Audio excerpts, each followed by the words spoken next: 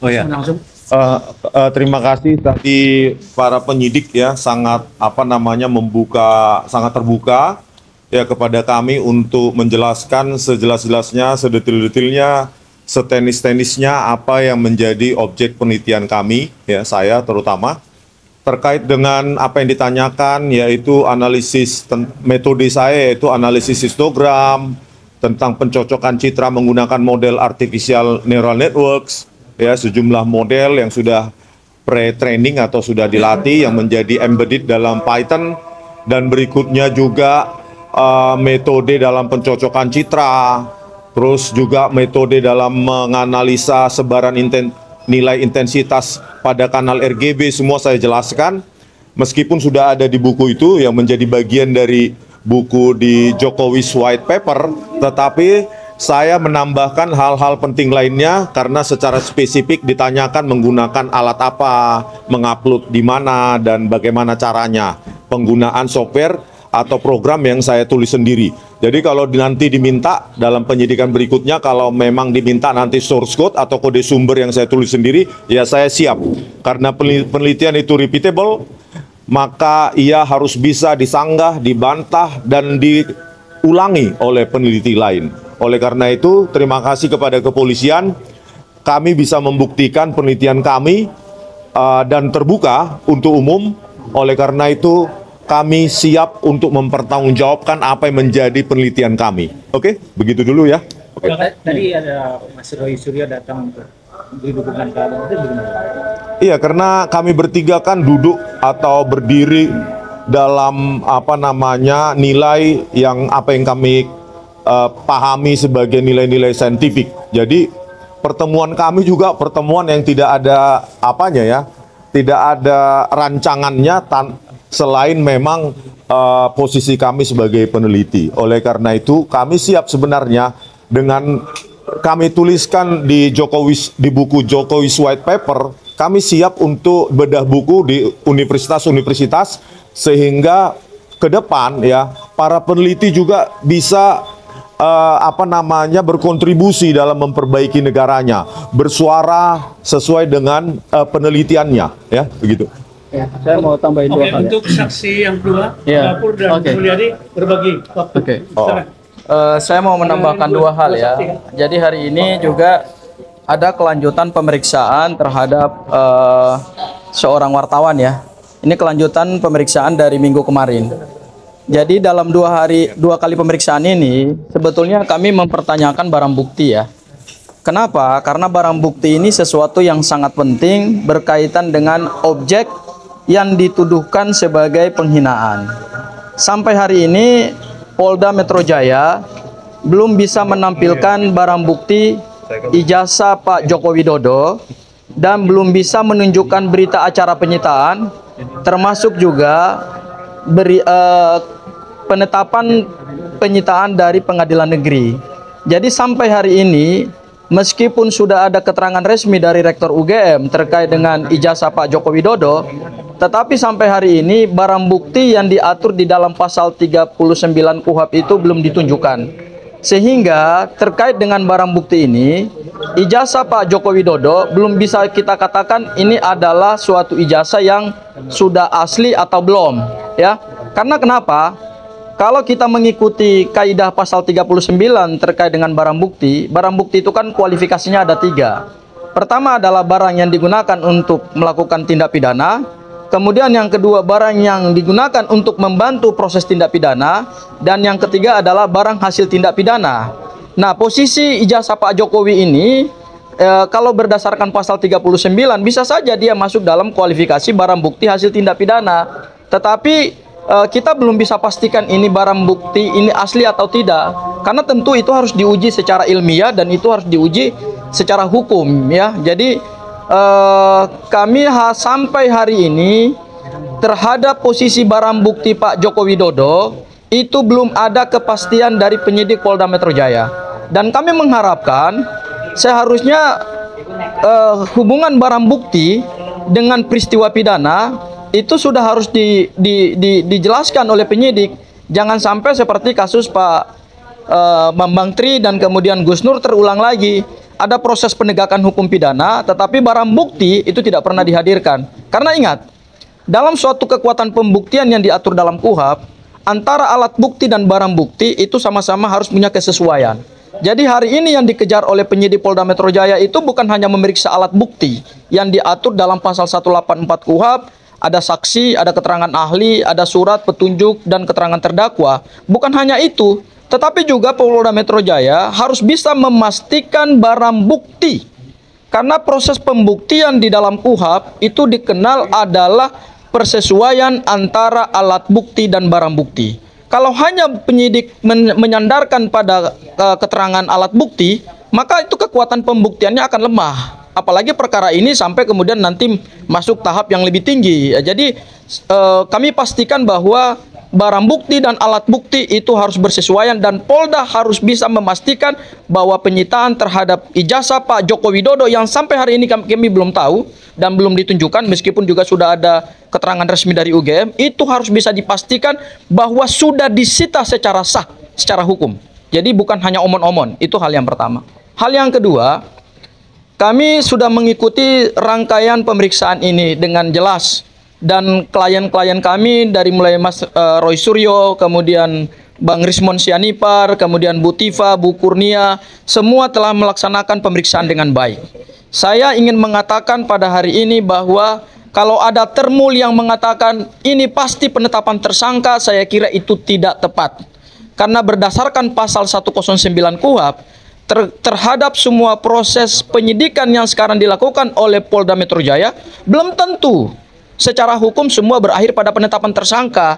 Apalagi buku Jokowi White Papers sudah menjelaskan secara akademik dan ilmiah terkait dengan tuduhan-tuduhan, ya, penghinaan dan pencemaran nama baik terhadap ijazah.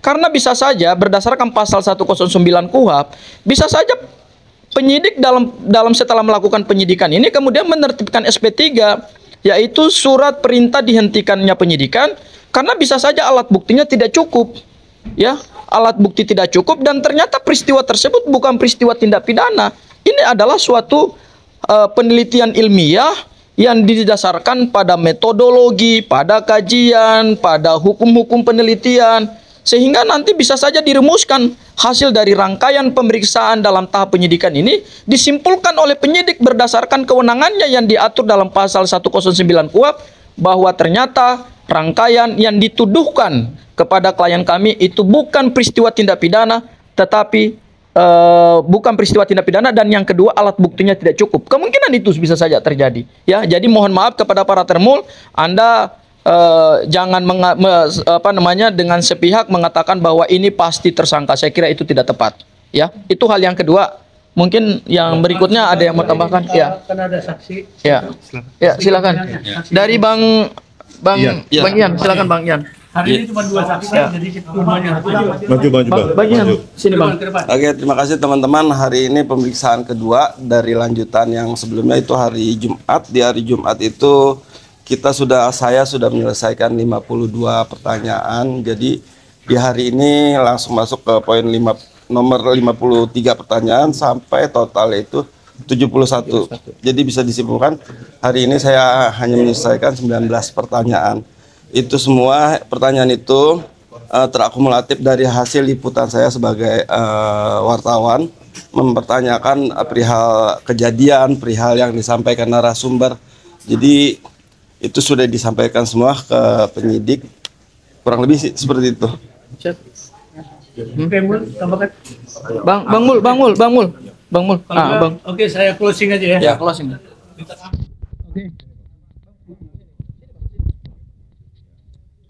Oke, rekan-rekan sekalian, baik tim kuasa hukum hari ini, baik saksi yang 2 sudah selesai. Kami mau informasikan bahwa untuk khususnya klien kami Rismon akan berlanjut BAP hari Kamis nanti. Hari Kamis pukul 11. Kenapa? Bukan berarti karena itu panggilan kedua atau ketiga, bukan begitu. Kelanjutan, karena khusus untuk klien kami Rismon ini penjelasannya mulai dari pertanyaan dari penyidik itu sangat detail, tentu juga dijawab secara detail. Nah, itu membuktikan bahwa itikat baik atau kerjasama yang baik penyidik dengan yang diperiksa hari ini, khusus untuk klien kami Rismond, sangat rapi. Oleh sebab itu dibutuhkan waktu yang kemudian, karena pengertiannya adalah pengalaman BAP sebelumnya pada saksi saya yang lain, itu sampai dengan melebihi tengah malam, bahkan sampai dini hari. Nah, penyidik dalam hal ini mengerti sekarang harus lebih manusiawi. Oleh sebab itu, kepada kita semua rekan-rekan, baik yang khususnya klien kami Rismond dan kuasa hukum Jimmy, Dwapur, Mulyadi, dan Pak Syamsir, terima kasih ya sudah berlalah, tapi inilah perjuangan penegakan hukum termasuk. Mudah-mudahan hasilnya akan seperti itikat baiknya klien kami dan yang lain juga mendapatkan hal yang baik. Saya kira itu kawan-kawan ya. Sekian, kami ucapkan juga terima kasih atas kesediaan ada satu-satu. Ya. Belum hari ini tambahannya 73. Kalau yang kemarin kan 49 total, berarti sekarang jadi 122. Akan dilanjutkan. Tadi kami tanyakan ya kurang lebih mungkin 20 sampai 30 pertanyaan lagi untuk 3 link yang tersisa. Jangan lupa 3 link lagi yang tersisa, video itu ataupun akun X itu. Pokoknya 3 lah. Saya kira sudah hal yang baik ya. Memang klien kami Rismond ini yang paling lama nih, karena dia bukan membedakan sama yang lain. Dia sangat detail. Dia mau, karena adalah peneliti. Jadi ciri khas peneliti itu nggak boleh tanggung-tanggung, nggak boleh lompat-lompat. Harus detail dan harus mengungkapkan semua hal. Ya, saya pikir begitu, rekan-rekan sekalian. Oke? Oke.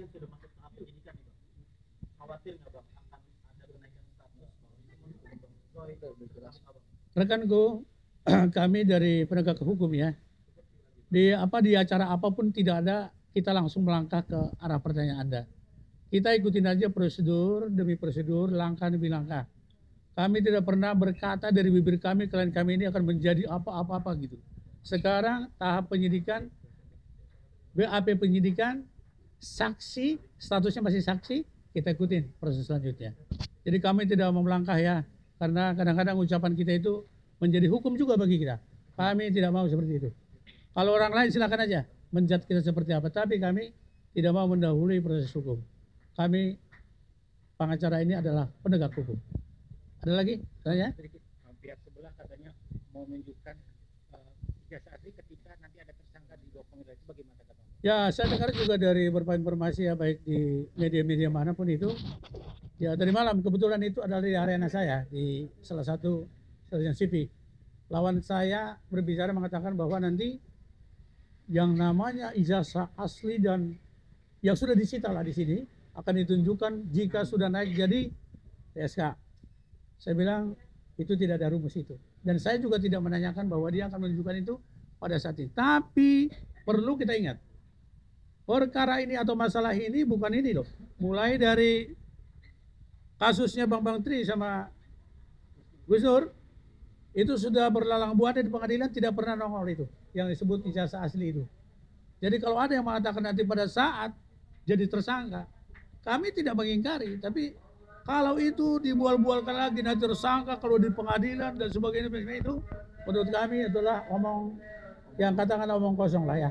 Dan kita tidak mau melangkah ke situ. Kalau jujur memang seperti yang dijelaskan oleh rekanku tadi Gafur, pasal 39 itu adalah pasal penyitaan bukti. Penyitaan barang bukti. Jika ada memang dengan etikat baik, penyidik sini juga harus memperlihatkan. Jangan nanti sudah ini. Jadi kelihatan sekarang siapa yang beretikat baik dalam penegakan ijazah palsu ini adalah klien kami menunjukkan diri setia terhadap proses yang ada. Itu jaminan. Jaminan bagi kami dari penasihat hukum, karena klien kami menunjukkan berkali-kali pun datang ke sini untuk berita acara, untuk melakukan apapun yang berhubungan dengan ini, mau. Saya kira begitu ya. Jadi saya tidak tertarik pernyataan seperti itu. Nanti kalau tersangka dibuktikan itu alat buktinya enggak. Sekarang pun boleh sesuai dengan pasal 39 KUHP, kan begitu rekan-rekan ya? Ya. Jadi tidak perlu menunggu lagi nanti disangka di pengadilan segala macam. Terlalu jauh. Menurut saya itu ilusioner. Ya. Ada lagi kawan-kawan? Mas Suryo masih udah di atas atau udah pulang? Sudah, tadi dia ke sini bukan dalam hal pemeriksaan ya, tapi mungkin dia Mendukung. menyapa kawan-kawannya, menyapa saudara-saudaranya yang ada di sini.